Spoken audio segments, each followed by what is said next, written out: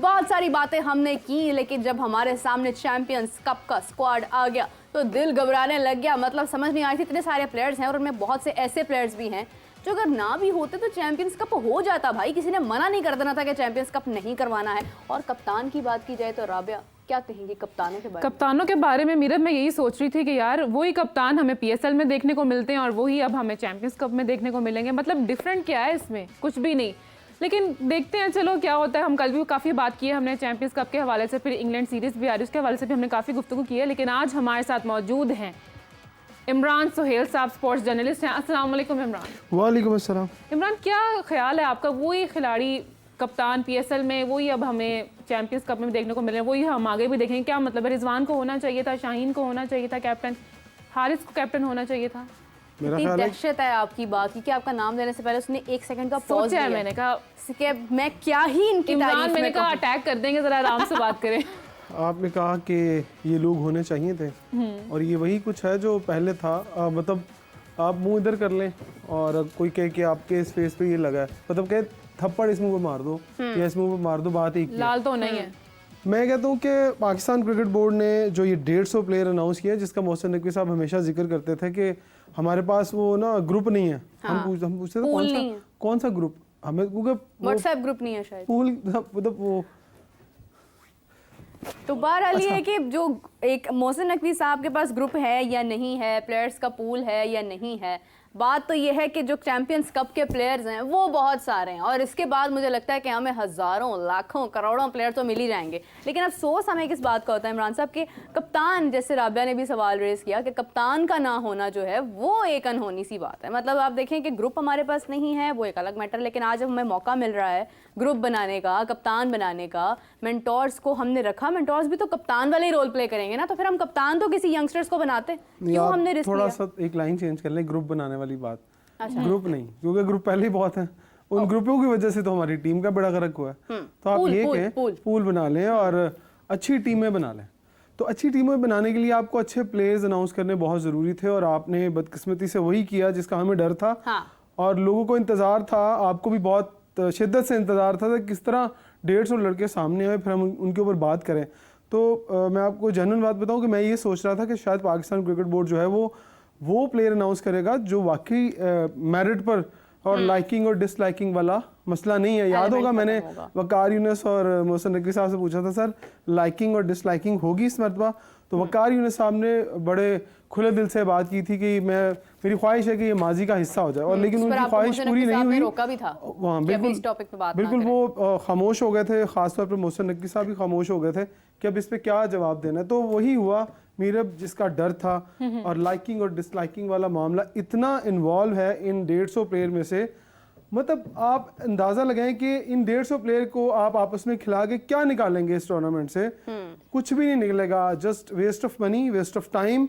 और आप ये अंदाजा लगाएं कि आपने टैलेंट तो हमेशा से वेस्ट हुआ है आपका, और टैलेंट प्रायोरिटी रही नहीं। आपने मेरा ख्याल 16-17 दिन क्रिकेट होनी है, 16-17 दिन आपने पूरा क्रिकेट बोर्ड वहां पर अभी से बिठा दिया जाके कि जाएं देखें, रंग रोगन होने वाले हैं, और उस स्टेडियम में कराया जिस स्टेडियम के ऊपर अभी बहुत काम हो रहा है। अगर आपकी कोई टीम अगर फैसलाबाद में हो तो उन्हें जरा स्टेडियम भेजें कि स्टेडियम के क्या हालात हैं।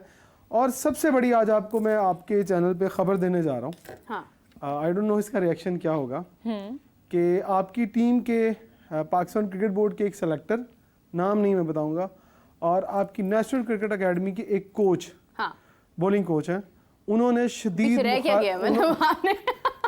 शदीद मुखालफत कर दी है इस टूर्नामेंट की। और उन्होंने कल एक जगह पर बैठे हुए कहा है कि हमने बहुत समझाया और हम इस टूर्नामेंट के खिलाफ हैं और यहाँ से कुछ नहीं निकलने वाला। जब उन्हें पूछा, अगली बात बड़ी ट्विस्ट वाली है, तो जब उन्हें ये पूछा गया कि सर अगर आपको ये मेंटोर वाली ऑफर होती तो क्या आप ये एक्सेप्ट करते, तो उन्होंने कहा कि हमें पहले ये नहीं पता था कि 50 लाख रुपए एक मेंटोर को मंथली मिल रहा है।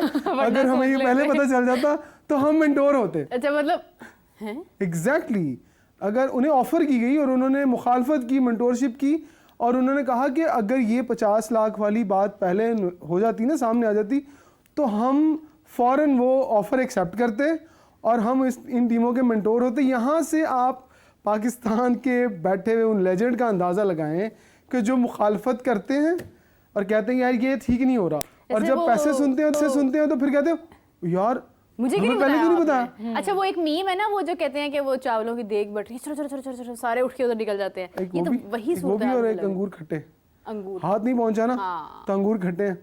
तो अच्छा इमरान, कितने फीसद प्लेयर्स इसमें ऐसे हैं इस दफ़ा जो कि सिफारिशी हैं, जिस पर कि मोहसिन नकवी साहब जब चेयरमैन बने थे उन्होंने एक बहुत लंबी प्रेस रिलीज जारी की थी कि सिफारिशी कल्चर को एक्सेप्ट नहीं किया जाएगा, सियासी इन्वॉल्वमेंट नहीं होगी किसी भी किस्म की।